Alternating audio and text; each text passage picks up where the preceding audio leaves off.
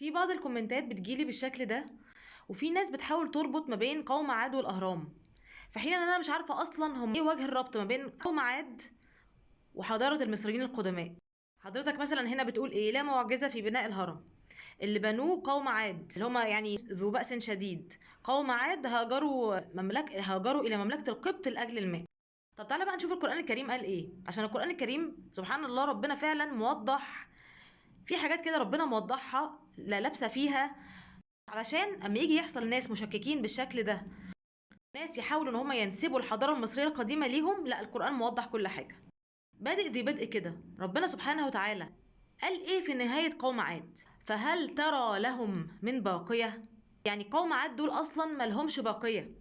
حضاره المصريين القدماء اللي هي اكتر حضاره دلوقتي موجوده وظاهره وواضحه قدام العالم كله، واثار المصريين القدماء موجوده عندنا هنا في مصر، اكتر من نص اثار العالم ظاهره وباقيه لحد دلوقتي. وقوم عاد فهل ترى لهم من باقيه؟ يعني هم ما لهمش باقيه اصلا. يبقى ازاي اصلا في وجه ربط اذا كان دول انتهوا ودول حضارتهم موجوده لحد دلوقتي؟ ده اولا. تاني حاجه، ربنا سبحانه وتعالى ارسل مين لقوم عاد؟ ارسل سيدنا هود. والى عاد اخاهم هودا قال يا قوم اعبدوا الله ما لكم من اله غيره. وربنا سبحانه وتعالى حدد مكان قوم عاد. ربنا سبحانه وتعالى قال ايه؟ واذكر أخا عاد إذ أنذر قومه بالأحقاف. يعني ربنا محدد في مكان كمان قوم عاد. سبحان الله، مش عارفة برضو ازاي الناس بتتغافل عن كل الحاجات دي ويجوا يلزقوها لحضارتنا. ربنا سبحانه وتعالى ذكر مصر بالاسم، ذاكر مكة بالاسم أو بكة، ذاكر الأحقاف بالاسم. دي أماكن ربنا محددها، فازاي وجه الربط أصلا؟ الأحقاف هي المكان اللي هو يعتبر الربع الخالي في شبه الجزيرة العربية ما بين عمان واليمن. وحتى الربع الخالي ده لحد دلوقتي خالي، هو الربع الخالي فعلا هو كان فيه حضارة والحضارة دي انتهت. حتى دلوقتي هم بالأشعات المتقدمة والمسح الجيولوجي الحديث لمنطقة صحراء الأحقاف دي اللي هي جنوب شرق الجزيرة العربية، أثبت إن كان في المنطقة دي أنهار وأراضي خضراء، وإن صحراء الربع الخالي دي كانت تعتبر شبه جنة على الأرض، اللي هي دلوقتي أكتر مكان رملي في العالم ومفيهوش حياة. الحاجات دي كلها اندفنت تحت الرمال بفعل عاصفة رملية رهيبة. وهو ده بالظبط اللي حصل لقوم عاد. وفي عاد إذ أرسلنا عليهم الريح العقيم ما تذر من شيء أتت عليه إلا جعلته كالرميم. كالرميم يعني اتفتتت أو يعني خلاص بقت هشة، خلاص زي الرماد كده. مفيش وجه ربط ما بين المصريين القدماء وحضارة عاد نهائي. طب سيدنا هود بقى نفسه هو أرسل لقوم عاد بذكر القرآن الكريم. سيدنا هود أصلا جه مصر؟ مفيش أي حاجة بتقول إن سيدنا هود جه مصر. سيدنا هود فضل ينذرهم وفضل يعني بلغ رسالته ليهم لحد ما جالهم العذاب. هو فضل معاهم لحد ما بعد كده جاء أمر ربنا وخلاص العذاب هيحل عليهم. فهم كانوا في نفس المكان اللي هم فيه. اللي يقول لي هاجروا وجم عشان مصر، لا مفيش الكلام ده. وفي عاد إذ أرسلنا عليهم الريح العقيم ما تذر من شيء أتت عليه إلا جعلته كالرميم. وفي موضع تاني سخرها عليهم 7 ليال و8 أيام حسوما فترى القوم فيها صرعى كأنهم أعجاز نخل خاوية فهل ترى لهم من باقية؟ سبحان الله، ربنا موضح الأقوام دي مبقاش ليها أثر أصلا. هما قوم عاد دول أصلا جم إمتى؟ أو جم في أنهي حقبة؟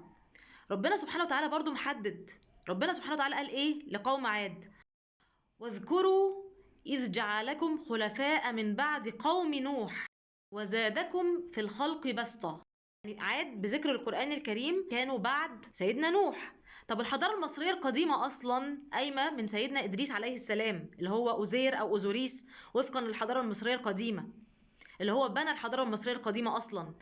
سيدنا نوح أصلا من أحفاد سيدنا إدريس عليه السلام. الحضارة المصرية القديمة أصلا قايمة من قبل ما عاد دول يبقوا موجودين في الحياة. أيوة عاد كانوا قوم متقدمين وكان عندهم حضارة، بس هم للأسف كفروا بربنا وكفروا بالنعم اللي ربنا اداها لهم وما استغلوش البصيرة والذكاء اللي ربنا اداه لهم والقوة الجسدية اللي ربنا اداها لهم دي في الخير او ان هم يعبدوا ربنا. ده ربنا سبحانه وتعالى قال ايه؟ اتبنون بكل ريع آية تعبثون وتتخذون مصانع لعلكم تخلدون واذا بطشتم جبارين فاتقوا الله واطيعون.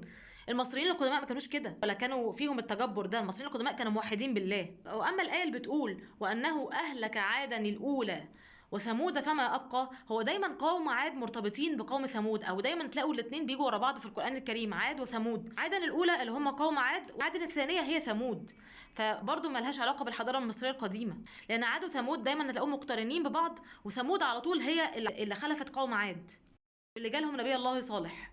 ربنا سبحانه وتعالى قال لهم: واذكروا إذ جعلكم خلفاء من بعد قوم عاد وبوأكم في الأرض تتخذون من سهولها قصورا وتنحتون الجبال بيوتا. وهختم بقى بالآية دي اللي ربنا سبحانه وتعالى بيقول فيها: وعادا وثمود وقد تبين لكم من مساكنهم وزين لهم الشيطان أعمالهم فصدهم عن السبيل وكانوا مستبصرين. إن هو ربنا كان مديهم بصيرة، وكان مديهم علم، وكان مديهم قوة، لكن هم للأسف ما استخدموش ده في إن هم يعرفوا ربنا أكتر، وإن هم يقربوا منه أكتر، استخدموا قوتهم دي في الخير، بل بالعكس هم أساءوا استخدام القوة اللي ربنا اداها لهم دي، فعشان كده كانت نهايتهم كما ورد في القرآن الكريم. ومساكنهم اللي مذكوره هنا دي عشان ما تقولوش مساكن قوم عاد، لا، وثمود وقد تبين لكم من مساكنهم، لان ثمود هم اللي خلفوا قوم عاد، واللي باقي دلوقتي هي اثار قوم ثمود.